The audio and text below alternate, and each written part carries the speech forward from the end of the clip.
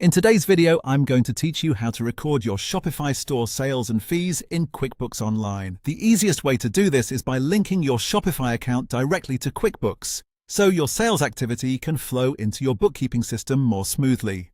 This helps reduce manual entry, saves time, and makes it easier to keep your records organized and up to date. To begin, sign into QuickBooks Online and go to the top right area of the screen. There, click on Integrations and then choose Explore Integrations. This section is where QuickBooks lists available apps and connectors that work with your account, and it's the place you'll use to connect external platforms like Shopify. Once you're in the Integrations marketplace, use the search bar to look for the Shopify connector. When it appears in the search results, select it to open its dedicated integration page. This page will usually give you a quick overview of what the connector does, such as syncing sales data and helping you bring store activity into QuickBooks in a more automated way. Next, go to the top right corner of that page and click Get Integration.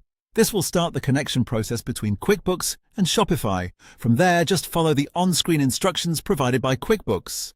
In most cases, the setup is fairly straightforward and is designed to guide you step by step through the connection.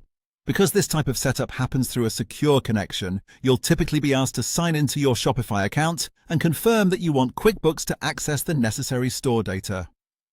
Take your time during this part and read each prompt carefully so you understand what information is being shared and how the sync will work.